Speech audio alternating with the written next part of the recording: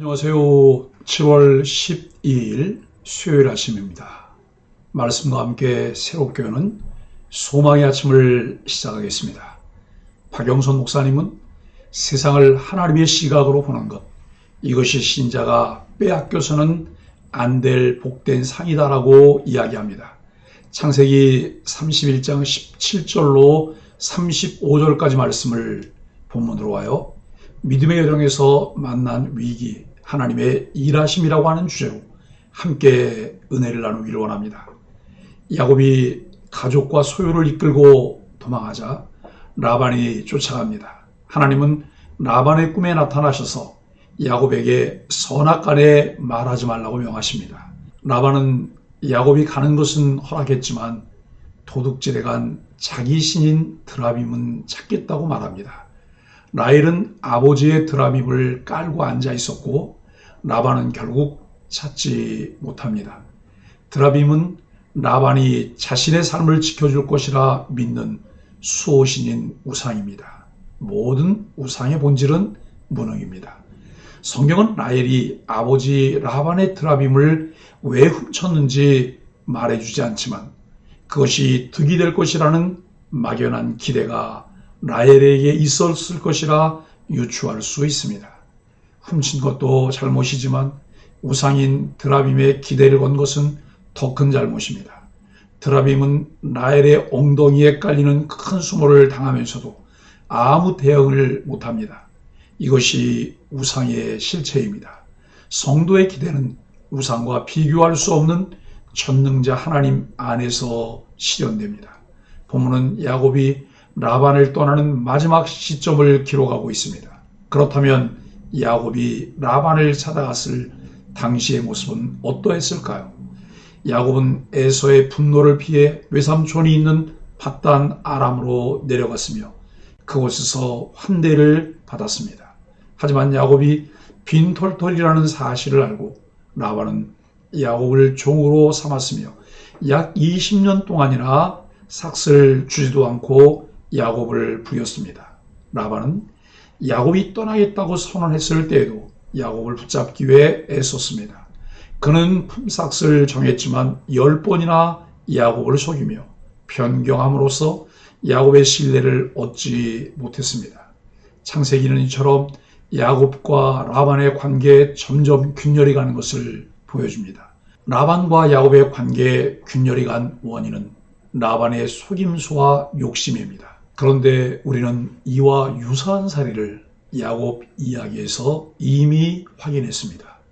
야곱의 속임수가 가족관계를 파괴했듯이 라반의 속임수와 욕심은 가족관계의 평화를 가져오지 못했습니다. 라반은 드라빔을 내 신이라고 표현합니다. 고대에는 많은 사람이 우상을 자신의 신으로 숭배했습니다. 드라빔을 깔고 앉은 라헬의 모습은 그것을 우스꽝스러운 것으로 전락시키는 동시에 비판적으로 묘사합니다. 우리는 고대 이스라엘과 주변 국가의 우상 숭배 모습을 비판적으로 해석하는데 그 중심에는 우리는 우상을 숭배하지 않는다는 마음이 자리하고 있습니다. 하지만 우리는 현대사회 가시적 우상보다 더 많은 비가시적 우상이 존재한다는 것을 인지해야 합니다. 곡스는 신이 된 시장에 대한 이야기를 하는데 물질이 비가시적 우상임을 보여주는 한 예로 이야기하고 있습니다. 라반이 신을 찾아다니는 모습은 오늘날 우리의 모습을 반영하고 있습니다. 수많은 사람들이 교회를 쇼핑하듯 여기저기 순회를 하며 자신의 기호에 맞는 자기 신을 찾듯이 방황하고 있습니다. 참 그리스도인의 삶은 성경이 가르치는 대로 하나님의 뜻을 찾고 하나님 중심으로 순종하는 삶입니다. 하나님의 인도하심을 따라가는 믿음의 길이 항상 순탄하지만은 않습니다. 그 길에는 기쁨과 감격이 있으며 역경과 시련과 위험도 있습니다. 그러나 하나님은 험한 과정에서 우리를 안전하게 지켜주시고 위기를 극복하게 하십니다. 야곱의 귀향 여정이 그것을 보여줍니다. 17절로 23절은 야곱의 도주와 라반의 추적입니다. 야곱은 모든 가족과 소유를 모아 밧단 아람을 빠져나와 가나안 땅으로 떠납니다. 20년 전 형 에서를 피해 혈혈 단신으로 왔던 야곱의 모습을 생각해 보면 참으로 놀라운 일이 아닐 수 없습니다. 이것은 하나님이 야곱을 축복하신 결과입니다.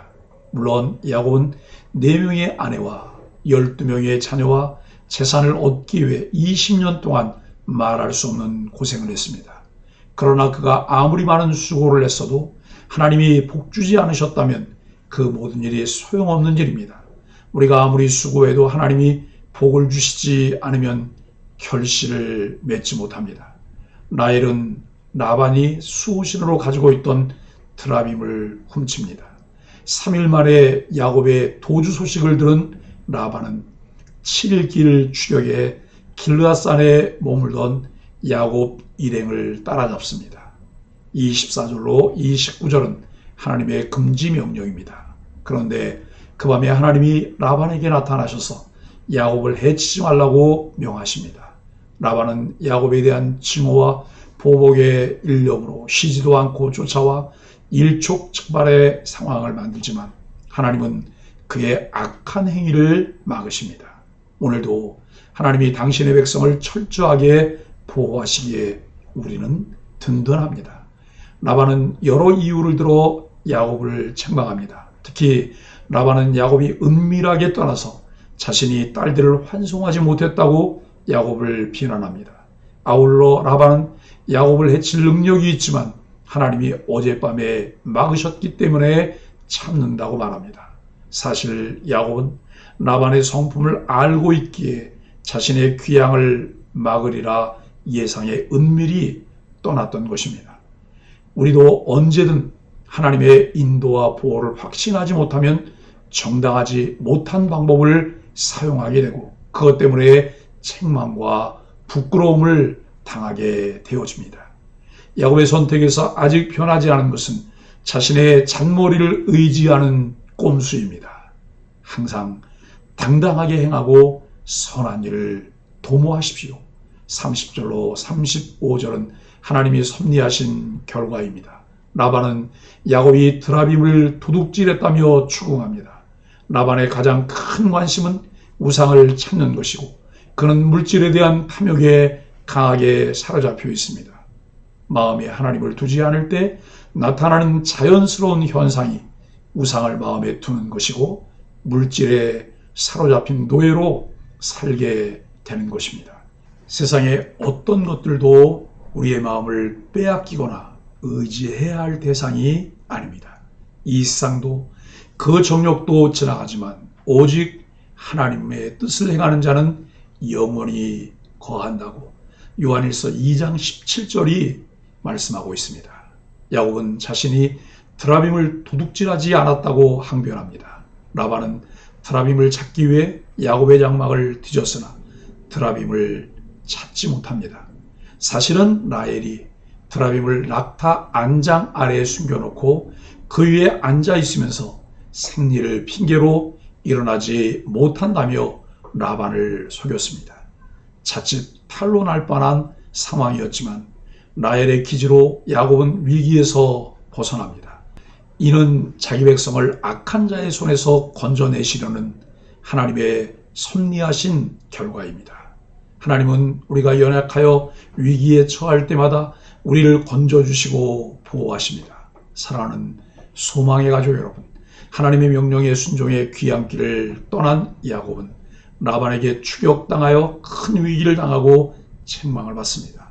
그러나 하나님은 그때마다 야곱을 보호하시고 인도하십니다. 우리가 구원의 여정을 시작하여 천국에 이르기까지 하나님은 우리를 지켜주시고 인도해 주십니다. 이를 확신하고 오늘도 천국을 향해 한 걸음 더 나아가십시오. 오늘 본문은 전체적으로 하나님이 야곱과 그의 가족들의 귀향길을 보호해 주시는 장면을 보여줍니다. 이 본문을 교회를 다니는 사람들에게는 하나님의 보호가 보장되어 있다고 이해해서는 안 될 것입니다. 야곱은 정확히 고향으로 돌아가라는 하나님의 명령과 함께 주시겠다고 하는 약속을 믿고 길을 떠났습니다. 막연하게 하나님이 보호해 주실 것이라는 신념에 의한 것이 아니라 하나님의 명령과 약속의 근거에 행동할 때 하나님의 보호를 경험하게 됩니다. 하나님을 드라빔처럼 만들지 마십시오. 내 마음대로 내 필요에 따라 사용할 수 있는 대상이 아닙니다. 하나님을 신뢰하며 그분이 하시는 말씀을 따라서 늘 계시 의존적인 삶이 이루어지도록 해야 합니다. 하나님께서 우리를 부르신 부름을 쫓아가는 것이 믿음의 여정이며 그리스도인들이 가야 할 인생길입니다. 말씀을 쫓아 그 길을 갈 때도 위기를 만날 수 있습니다. 그러나 그 갈 길을 나아가도록 보호하시며 인도해 주시는 하나님의 열심과 일하심을 신뢰하며 담대함으로 믿음의 길을 걸어가는 소망의 가족들이 되기를 예수 그리스도의 이름으로 간절히 축복합니다. 함께 기도하겠습니다. 하나님, 늘 쫓기는 것만 같은 인생이지만 하나님의 손이 우리를 호위하시니 오늘도 평안함을 고백합니다. 항상 함께 하시겠다는 약속을 의심 없이 의지함으로 누구 앞에서나 당당하고 어디서나 진실하게 하여 주옵소서. 하나님만이 유일한 도움이심을 우리의 삶으로 드러내게 하여 주옵소서. 예수님의 이름으로 간절히 기도합니다. 아멘.